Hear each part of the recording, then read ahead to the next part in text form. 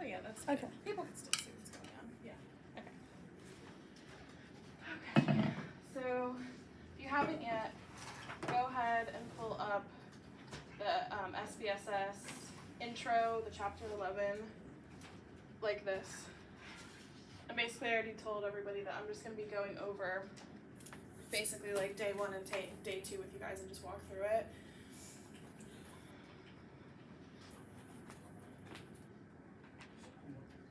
Yes. So for some reason mine's showing like it can different numbers. Let me see. So is it was this one, right? There is a different one. Oh, there is. Yeah. It's called CH like chapter 11 SPSS intro. This one. Yes. Alright, The SAB file, yep.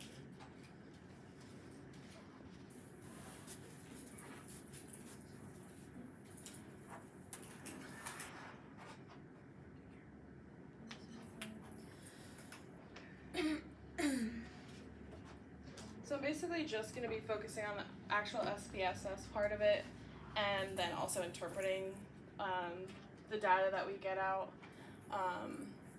going through this, because on Thursday I kind of went over more of like the like questions that are going to be on your first part of your exam, but tomorrow I am having a Zoom from 11 to 12. I have to send a link out that you can join. I'm going to kind of be going over what I went over on Thursday again, going over the like all the details in the study guide and how to interpret. I'm just not going to be able to physically do the SPSS thing because I'm going to be at home and not in the library, but hopefully if I can record it, I'll just send it to everybody so you guys can go back and look if you're like stuck on how to do a certain thing. And then Thursday from 9 to 9:30, I'm going to be going over the study guide but asking you guys questions about it, like kind of quizzing you before the first part of your exam if you have it on Thursday. Is everyone at this part? Not yet, okay. I'm really getting into detail. You're fine, you're fine. Does anyone have any like general questions? I know you said you had a couple before we start. Are you gonna be recording the Zoom tomorrow? I can. Okay, Yeah. cool. Yeah, I can record the Zoom and then send it to everyone. That works. And just in case you can't come to it. Mm-hmm. Yeah, I'll make a note. I can just send you an email to remind you to. Yeah, that's fine. The only thing that I might run into is if it's too big of a file to email, I might have to like figure out a different way to send it to you guys. Like I might have to send it over like iCloud or something, but we'll figure it out. Anything else? Sorry, I know you're gonna ask. So when we were doing the crosstabs, there was like, I didn't understand what he was doing. It was like the numbers like weren't like good to use, so then he turned them into percents. Okay. To help find the correct answer. I don't like have no idea like Okay. what that means. I think I know what you're to talking about do. in these ones. Yeah. I'll go over the stuff, and then if it doesn't make sense still, just let me know and we can kind of talk about it more. But I'm just gonna walk through them step by step, and I think I know what part you're talking about. You good? Okay. Okay. So if you want to follow along, you can. But basically, I'm just going through day 1 right now. So in SPSS, and we all have this one pulled up, the ch11.spss intro, right? Okay. So the first thing that you're gonna want to go to is edit, and then go down to options. Click on options. And please feel free to stop me if I'm going too fast or if you're behind or something like that. That was what like always tripped me up in class. If he went too quickly, it was hard for me to catch up with it and to know what he was doing. Okay, so once you're in the options, you should go to the general tab, which you'll already be on, and go from display labels and then click display names. And then once that's done, go over up here to output, click on output, and then you're going to want to go to names, and names in those top two boxes. And that's what you have to do before you start on anything. So anytime that, in the second part of the exam when he tells you guys to go into SPSS, just make sure you're doing that with whatever file he's uploading for the final exam. And then go ahead and hit OK. And then hit OK again when this little pop-up box comes up. So now we're good to go. So the first table that we're going to get, we're going to go up to Analyze, like the fifth one over, hit Analyze, and then go 2 down to Descriptive Statistics. And then once you're there, you're going to go straight across and hit Frequencies. And then this little box will pop up. Is everyone there? Okay. So once this box pops up, the first one that we're going to look at is G identity, which is gender identity.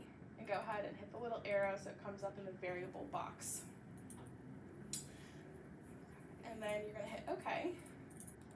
And we should all be getting a table that looks like this, which is the exact same table that's in your day 1 sheet. So for the frequency table part of the exam, you know, he's going to tell you to basically do what I just said, except for he's just going to give you that variable. He's not going to obviously say go to Analyze, Descriptive Statistics, Frequencies, and all that. He wants you to know that on your own. And he's going to want to know you to know how to do that first part before you go into any kind of frequency table. So some of the questions that he's going to ask are, what are the total number of respondents in the database? And if you were at tutoring on Thursday, this is everyone, including all the missing people. So looking at the table that we have, what is the total number, including everybody?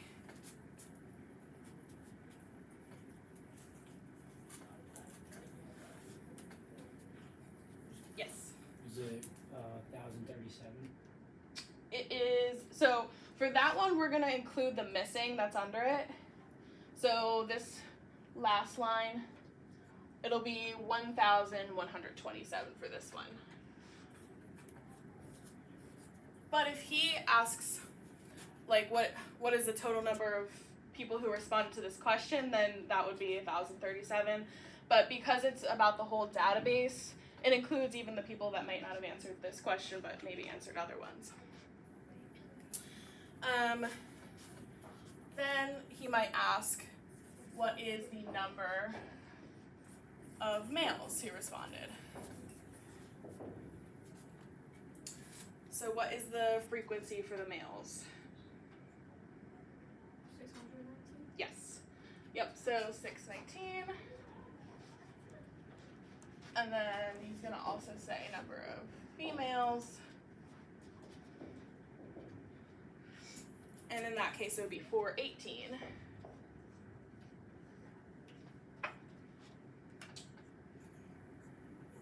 And then another thing that he might ask is what percent of males and females. So that's where it gets a little bit tricky about which percent to pick, because you have 3 here. So we talked a little bit about this if you were here Thursday, but basically that cumulative percent, all they're doing is adding that first percent to the second percent, which is why it totals up to 100. So that's only useful if they're going to say, like, how many males and females, like what is the percent of males and females who answered this. That's mostly useful for, like, if they're using race or education and it has, like, more than just 2 different things that they could answer. It could be, like, Black, white, Hispanic, Asian, and they could ask, like, you know, how many or what percentage of respondents were Black and Asian. And then if those are together, you could say that percent. So cumulative percent isn't really useful in this situation. The difference between percent and valid percent is that percent takes into account the missing people from the respondents.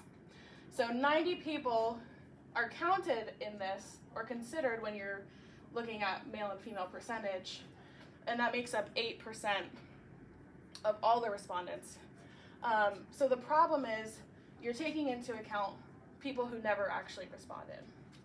So if you're being asked what percentage, male respond to the question or what percentage female responded to the question, you're going to go with your valid percent. So what would be the correct answer if you're asking what is the percentage of males who responded? 59.7. Yes, exactly. So using that valid percent to answer these questions. And so for the females, it would be 40.3. Are you if they're asking for percent, are you always going to do the valid percent? Yeah, so in a question like this, yeah, you're always going to go for valid percent. I don't really know of a time where he would ask for just the regular, straight percent, just because it's not really, you're accounting for people that never responded to it, so you don't really want to do that. So I would say always go, because even in this stuff, he always goes for the valid percent, so. Okay, and then next question is the number of missing data / respondents. And what's that number? 90? Yes. Or if he says percent, it's just 8%. That's when you could use that percent, because obviously there's no valid percent for missing. So if he asked you what percent were missing, or missing data, or missing respondents, it would be 8. Okay. So he's going to, do you know if your SPSS, is that going to be multiple choice for that part of your exam? Is that the first part of the exam? The second. Oh, yeah, the second part is multiple choice. I just know the first part. The first one is Open-ended. The first like part's all open-ended. open-ended. Okay, so basically, if you want to write this out, because on the open-ended section, I'm sure he's going to give you a table that looks like this and ask you to interpret it. That's when you kind of have to take what you see here and just talk about it. So first thing that I always start off with when I'm talking about, a frequency table and talking about a question that was answered, start with the total number that responded. So you would write it like this, or something like this. It doesn't have to be perfect, but it just has to make sense and kind of hit on the key points. So you could say of the 1,037 PA DOC staff,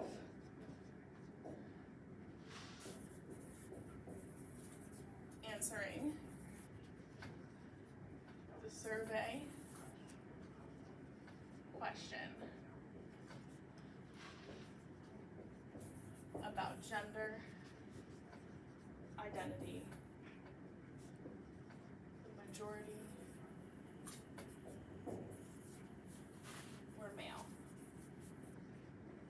And then in just little parentheses, you put 619 or 59.7. Just kind of give that information. You don't have to touch on every point, but with the interpretation, basically, I think he just wants to see that you know how to read the table and understand the data, and you wouldn't write 1127 here, because not all 1127 of them actually answered the survey question because of those 90 people that were missing. Does that kind of make sense? Okay. Do you have any questions about this first one? You okay?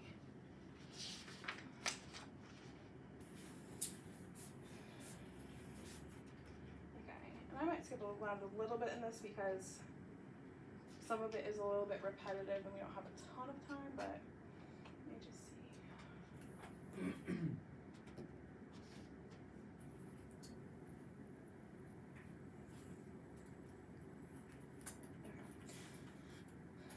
So moving on for this, we'll go back over here, go back to your data matrix, go ahead back up to analyze, down to descriptive statistics, go back over to frequencies, and we're going to click on gender identity, kind of put the arrow back over there, and then we're going to go down to race. So Yes. he gives you like what frequency to pick, basically? Yeah, so he'll tell you what variable. Mm-hmm. So it'll come up just like this, but he'll say like run a frequency table for position or age or race or whatever. Okay. So he'll tell you, yeah, he'll definitely tell you what Okay. to pick. Yeah. So then go ahead and put the arrow over and you'll get your race over here in the variables. And then go ahead and hit OK. So you still have this top one that we did, but then this one will come up in the bottom. Alright. So basically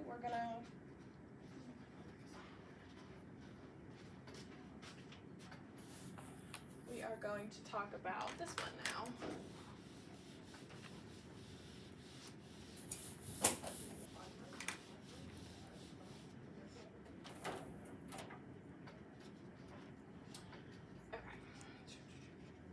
So what is the number of people who responded to this question? 1,083. Yes, exactly. So we're ignoring that missing. So what is the majority race of all these Pennsylvania Department of Corrections staff? White, yes. So in this question, he asks what race represented the majority of PADOC staff in 2009. So if he says to interpret this, you would write, in 2009, the majority of PADOC staff members were white.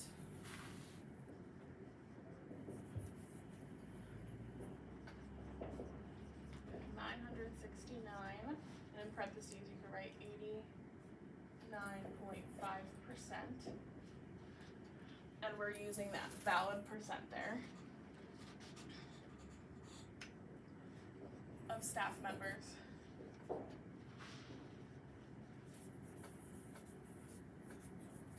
Responding as white.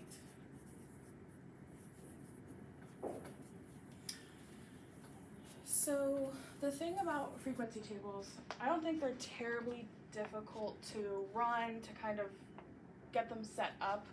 I just think the thing that trips the most people up is the wording that's used and whether or not to include the missing and what percentage to go off of, because I think a lot of people mess up by using just the regular percent instead of using the valid percent, which kind of can tend to mess them up a little bit when they're answering the questions.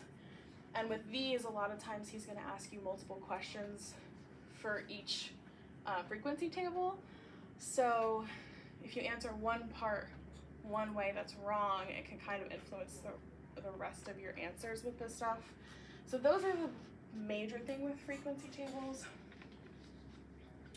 And just to go back to this really quickly.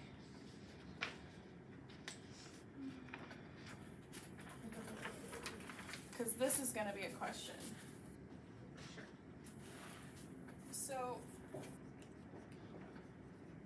the difference between the variable name, the variable label, values, and value labels.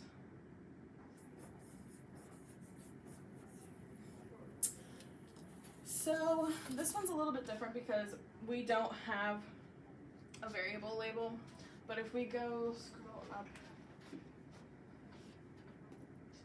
this guy, oh that doesn't either.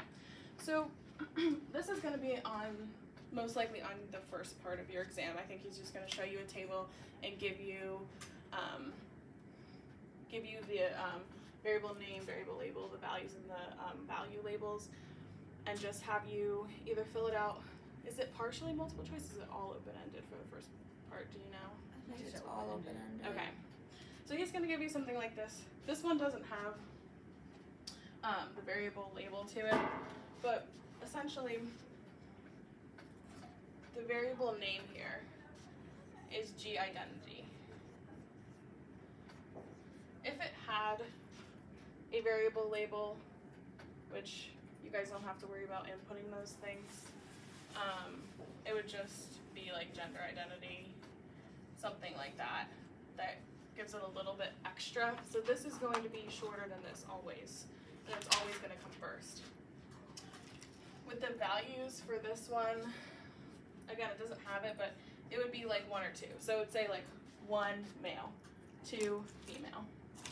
And then the value labels would just be male or female.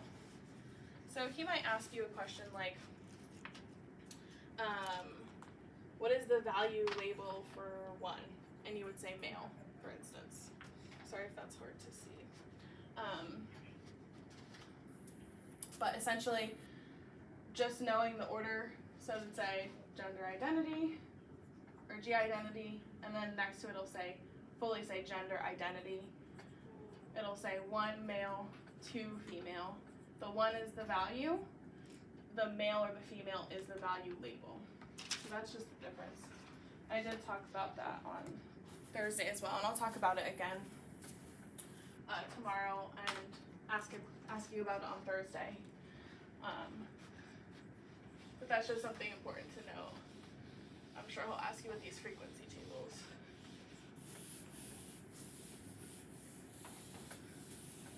Okay.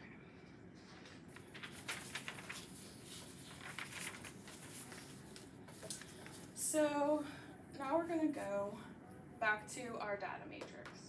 Should ask first, does anyone have any questions? Okay. So if we go back to our data matrix, go back to where we've been going to analyze, descriptive statistics, over to frequencies. So we're going to take race out this time and put age in. And then we're going to go up to statistics and click off mean and median. And it's good to know that once you do that, once you hit mean or median, it's going to keep that setting going forward. So as long as you're in this program, still on the computer, any settings that you have for one frequency that you run, it's going to keep for the next. So go ahead down to continue and hit OK. So this one is very long. It has so many different things in it. But now we have our mean and our median that's been calculated for us instead of having to do it yourself. So something that he says with this specific one, talking about age, is talking about how the variables differ from our gender identity or our race.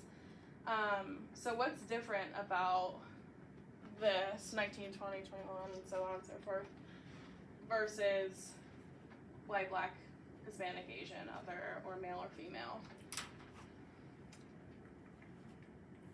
What's the big difference there? So one is numeric, age is numeric, and race and gender identity is qualitative.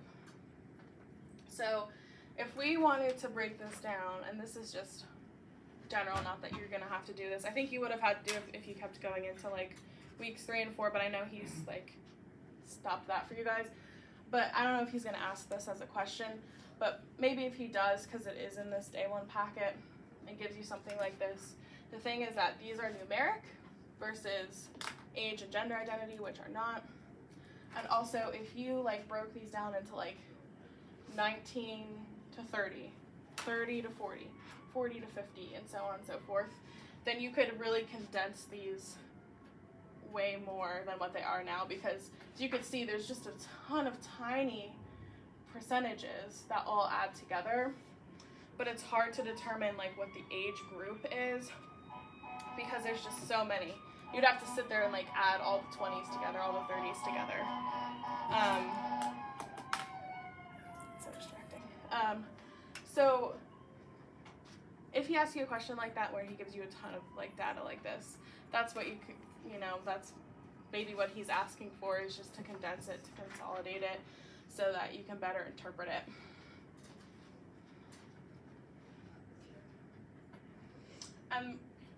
Ultimately, if you just want to say what the average age is, running the mean and the median is a simple way to do that.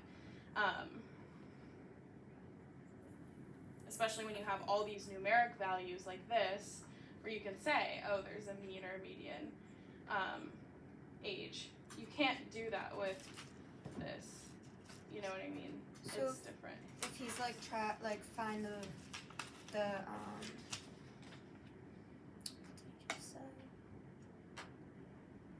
average of the age, you would just do the mean.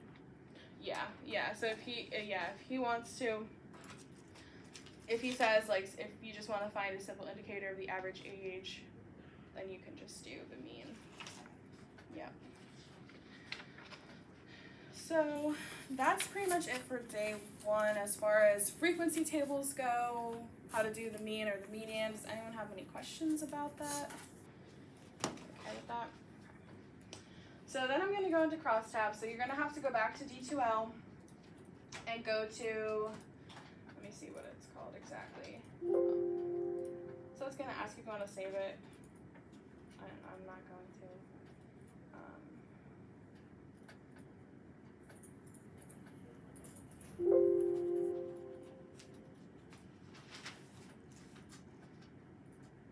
So then just go into SPSS X tab.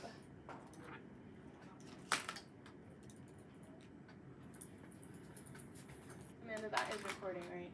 Mm-hmm. Okay. Yeah, I just want to make sure that we actually turned it on. I've been looking at footage. Okay. Okay. So just let me know when everyone gets there. I was trying to do a screen recording earlier, like using one of the library computers, and every time that it would like pop up in a new window to show the actual like frequency table or the crosstab, it didn't record that. So I was literally like, this is so useless. So I'm like, I guess we have to record it the old way. Okay. So we're gonna go back and do what we did again, even though I'm pretty sure your SPSS is gonna save what we did originally. It's just good to get it in your brain. So go up to edit, all the way down to options. Okay, no, never mind, it didn't do that. So then go to display names in the general tab, that first tab that you go into, and then go over to output. Go down to names. Oh, that's the problem. I'm sorry, that was really stupid of me, guys. If you hit names and labels, yeah, that was really stupid. So the reason why when I pulled up the charts just now and it didn't have the variable label is because I just had it to name. But if you're not stupid like me and you put variable name and label when you're clicking this off, then both of them will come up. So hit both of them, I'm sorry. Okay, and once that's done, you'll just hit okay, and okay again, and then we'll be ready to do some crosstabs. So the big difference between the frequency tables and the crosstabs, your frequency table is just looking at how often something occurs, and it's univariate, so it's looking only at one variable. When you go to crosstabs, you're comparing two things together. So it's a bivariate analysis, which I'm sure is going to be on the exam. So let's do a crosstab. We're going to go to Analyze, down to Descriptive Statistics again. This time, instead of going to frequencies, we're going to go down 4 and hit crosstabs. And then it'll come up pretty similar to what you saw before, but just a touch different. So, something important to remember when you're doing these is just the difference between the row and the column. And I know it's like kind of stupid, but it can really trip you up if you're not thinking of it. So columns go downwards, like I think of like the Colosseum, and it has all those columns that go up and down. Rows go over. So in our row is going to read this way. We're going to put impact. So hit impact and then hit that little arrow. And in our column, we're going to go back to gender identity. And we're just going to hit that over. And for now, we're not going to do anything else. Then you just hit OK. And then... I have a question. Yes. So when you're doing the labeling, it's names, values, and labels, names, values, and labels. Yeah, let me see.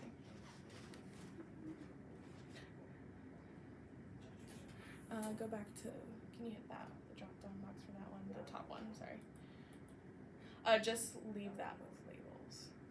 Yeah. So it's names, values, and labels, labels, values. Yeah. Did you change that one by chance? Or was it, I think you just leave it with, yeah. Like this is So what got names- me the okay. first time I took it. Okay.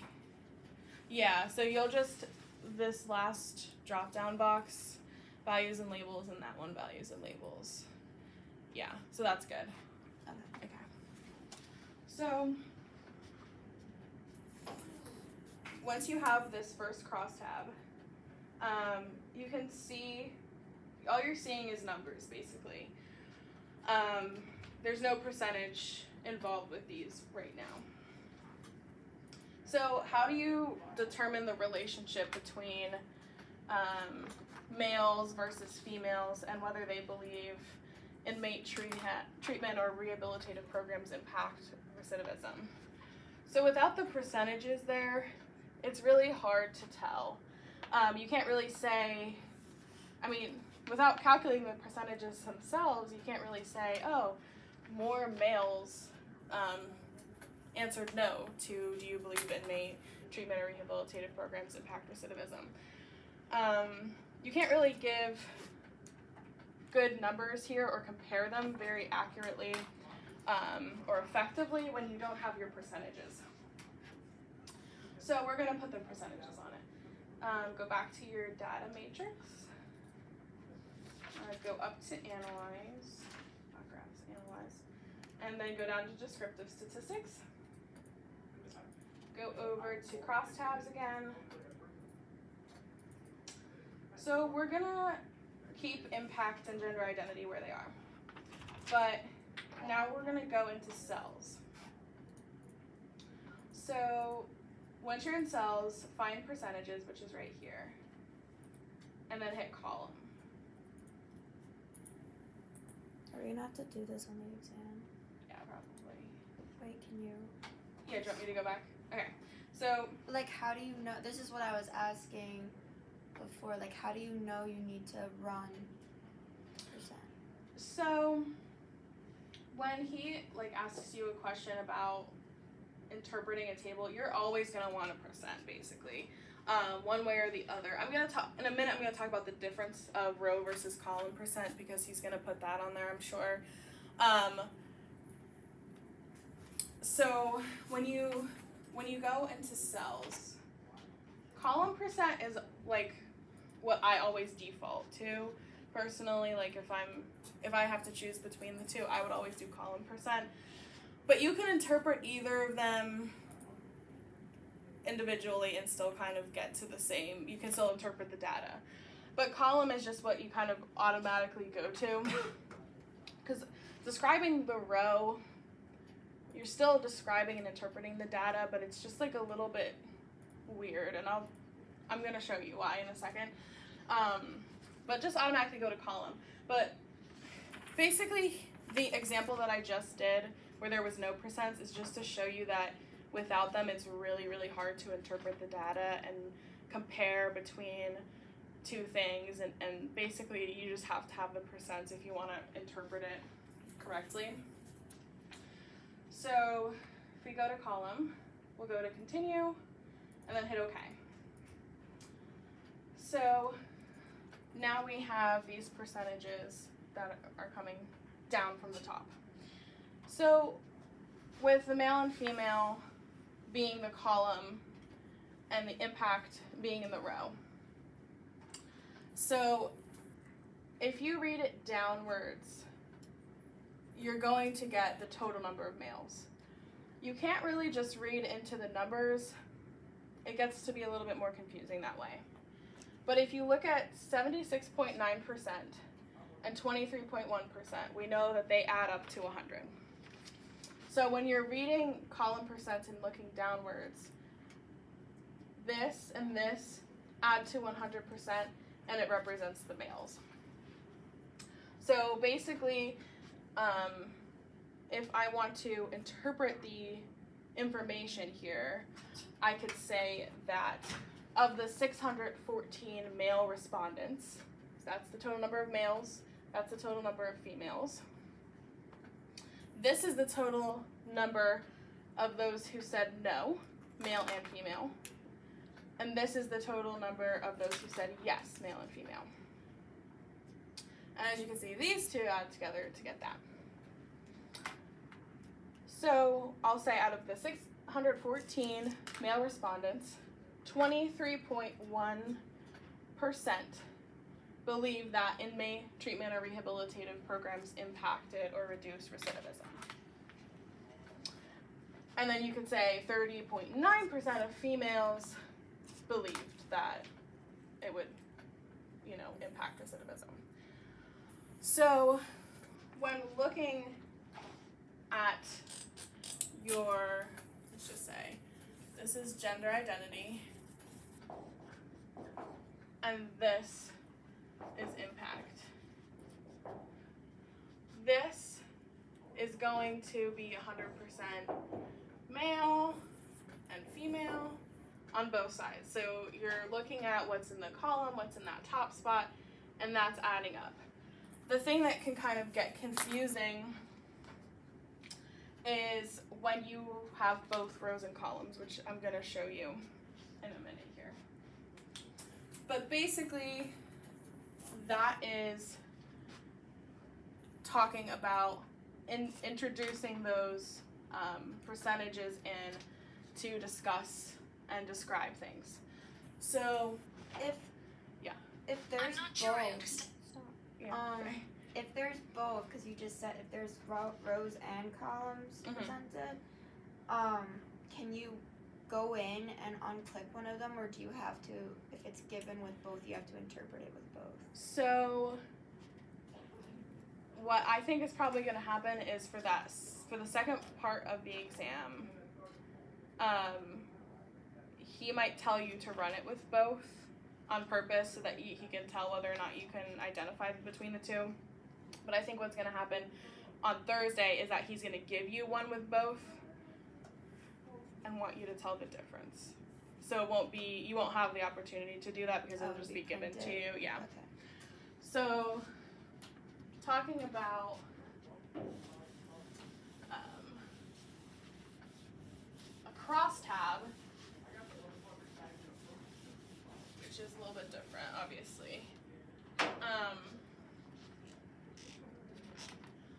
For this, with interpreting, you could just say findings revealed here, or researchers found, or however you want to word it,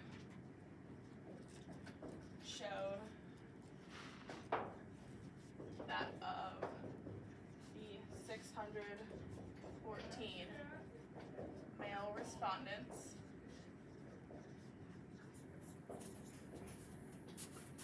23.1% reported a belief that inmate treatment programs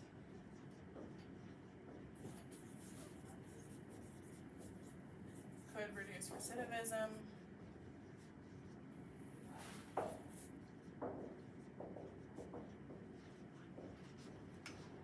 Well, 30.9% of the 411 females reported the same.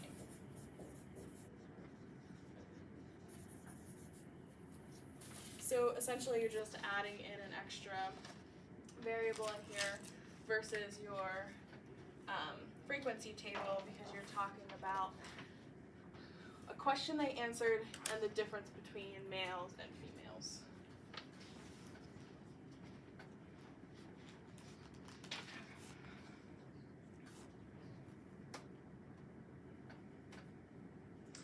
And the other thing is that,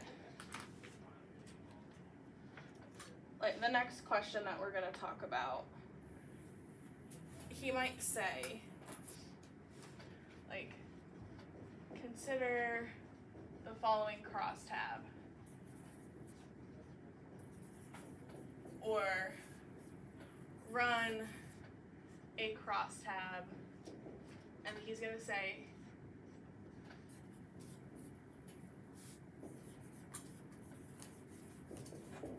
so he's not going to say, like, put Q3 in the row and gender identity in the column. He's going to write it like this because he wants you to be able to know where to put what. But basically, all he's doing is this. Row comes first, then the column.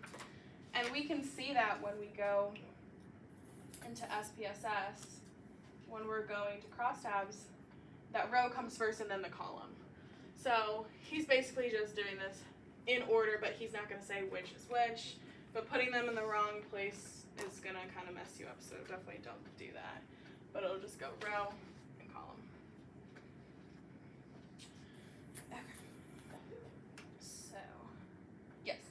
Will he always let you know, like, what's the order, or will you have to sometimes figure out what goes in the row and what goes in the column? If I remember it clearly, he always wrote it out like this, like, whatever, X, whatever.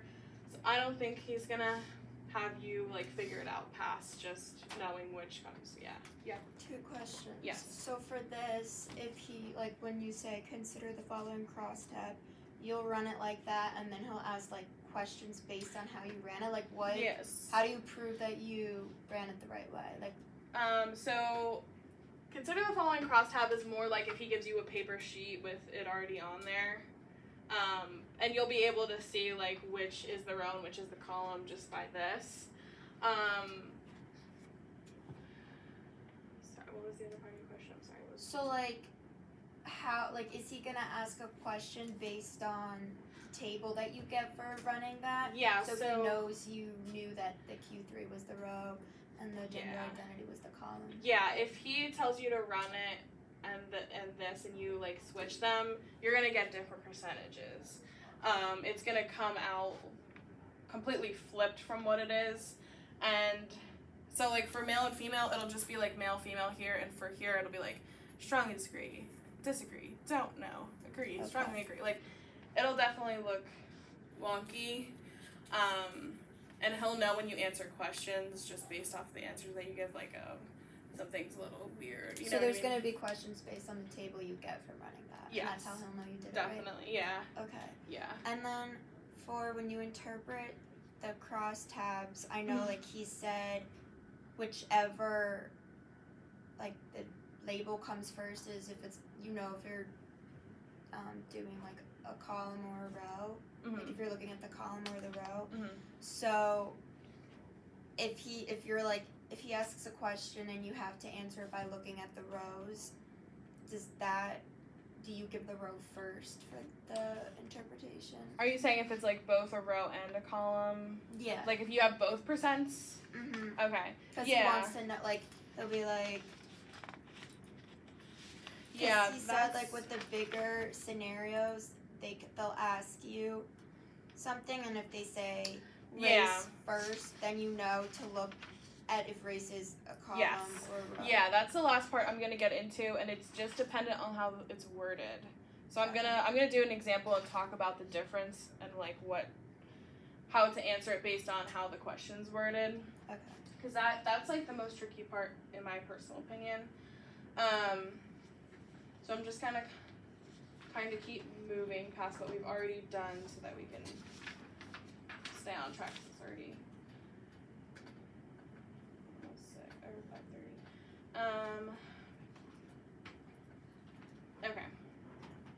So we're gonna get back in here. So if you didn't already, go to analyze, then descriptive statistics, and then over to crosstabs. I'm gonna take impact out, and then we're gonna go to Q3 and put that in, and then we'll keep gender identity in there. But this time we're gonna go to cells and take off column and put row on. So just to show you the difference between the two, and then we're gonna compare them. Hit continue, and then okay, and you'll get this. So, whereas before, if you added down the column all the percentages, it was coming to 100. With the row percents, you're adding to 100 in the row. So, column percents, you get 100% adding this way, or row percents, you're getting 100% adding this way. So that's also how you know the difference. If you're looking at determining whether it's column or row percent, if for some reason he asked you that, which I don't think he did, but just in case, or if you are confused about the difference, rows are always going to add to 100% at the end of the row. Columns are always going to add to 100% at the end of the column. If you have both, then you have both on, basically. So with this, it's just saying strongly disagree. You're adding all the males and the females who strongly disagree together to get that 100%. So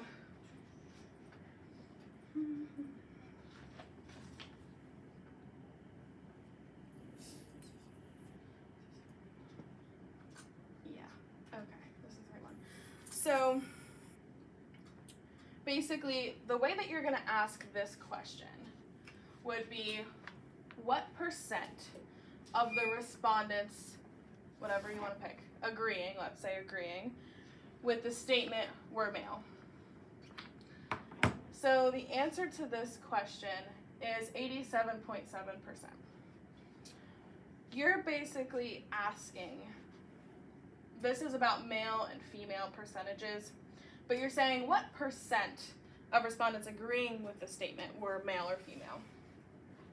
And I'm going to write that up there to kind of talk about the difference.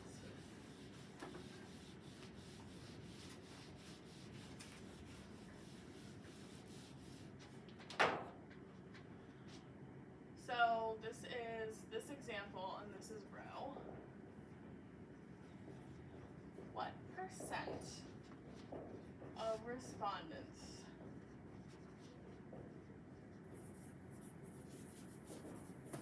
agreeing with the statement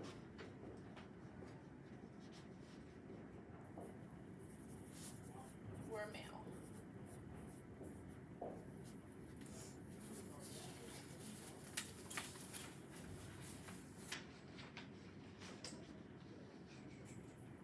So, to talk about a comparison, we're going to go back to Analyze, down to Descriptive Statistics, move over and go down to Crosstabs. Going to keep this just as it is, but we're going to hit Cells, and all you're going to do is add column in. So you should have row and column percentages. Hit Continue. Okay. I'm going to make this big so you can really see it. So how did you know you had to do that? So with this, so there's a couple ways he could do this. Quite frankly, I think he would just straight up ask you to run both in order to get this, just because it's confusing. And I looked at the back of he doesn't really go into it very much, it doesn't look like. But another thing is the difference in the way that the questions are asked. But technically, you could run them each individually and get your answers for the way that the questions are asked. and you don't have to do it together. But I think that this is more going to be on your first part of your exam for you to determine the difference, because this gets to be confusing. So if it asks a question just like that you wrote, and you can tell that it's like you either need to run a column or a row based on that question, you can do it separately. You can just run it again, yeah. And all this stuff gets saved unless you like go through and delete it. So if you like run the first one with a column and get it, and then you have another question, you have to run it with a row, you could just literally scroll up and down between them to get your answers if you want to. But he's definitely going to want you to know the difference between these things. So whereas what I just said was, you know, what percent of respondents agreeing with the statement were male, you could also say,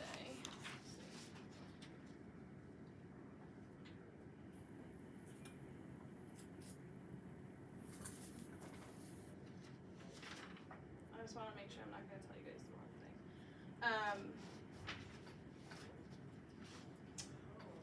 thing. So with column, you would say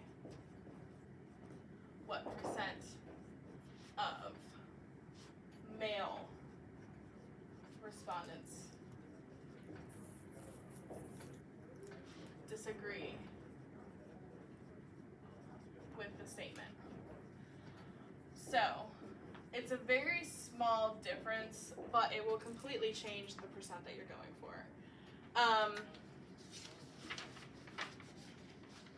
So what you kind of have to focus on is what comes first. So you go down. So what percentage of respondents agreeing with the statement were male? So this is the statement, managing inmates with strict discipline, blah, blah, blah, blah, blah. And this is the row that we're going to say that they were agreeing with. And I realize that I'm using the wrong, this for this to be agreed to. So we're talking about percentage of respondents agreeing with the statement. So we're going to start at the row, because the difference between that and that is that with the column, you're starting up here. So you're saying what percentage of male respondents. So that's when you go up to male and you focus on this. So pay attention to, after it says what percentage, what are they asking in here? Are we focusing on male or whatever is in your column? Or are you focusing on, you know, the statement, which is this first part here? So paying attention to the order of it.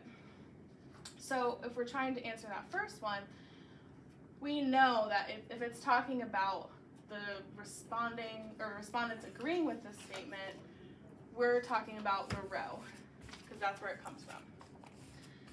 And then you come over here, and you can see that this adds up to 187.7 and 12.3. You're getting your 100%.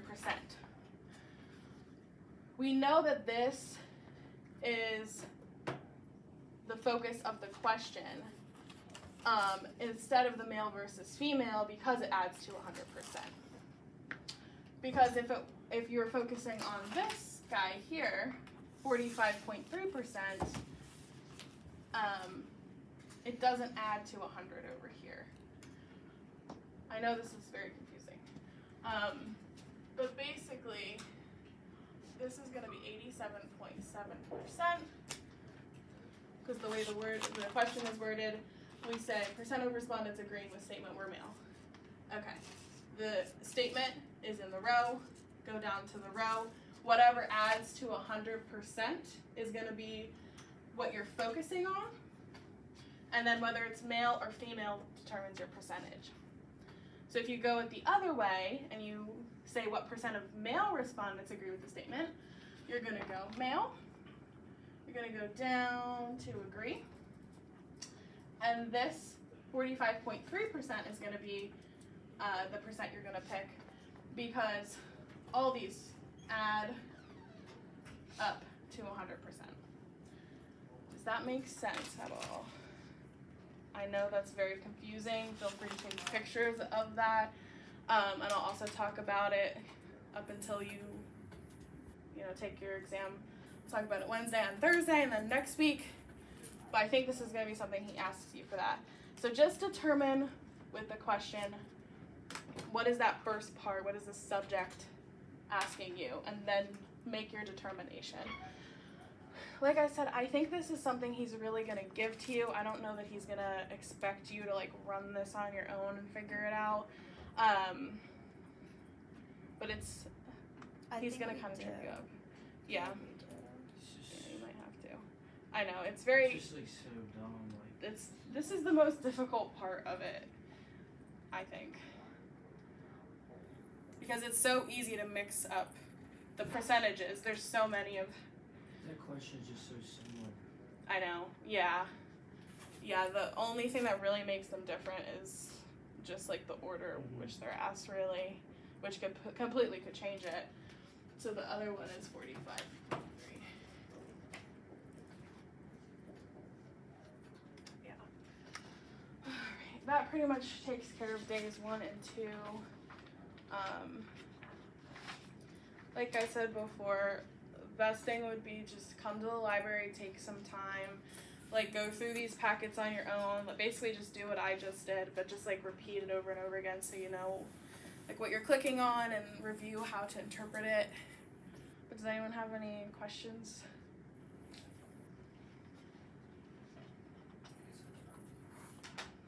Okay. Alright, I'm gonna send everyone a email tonight with a link for tomorrow for 11 to 12. I'm going to try to send out the video to everybody tonight so that you guys have it. I can't do SPSS tomorrow, but I'm going to talk a lot about interpreting the data, talk about the difference between these two. To me, interpreting this stuff is more difficult than actually like getting it on the screen anyway, so talk about that, do any little last bit of the study guide. Okay. And I'll send a link for Thursday for 9 to 9:30 too, so. So do you just want me to send this video in the email with everybody? Because it's a long video, so I don't know how If that exactly. would work here, otherwise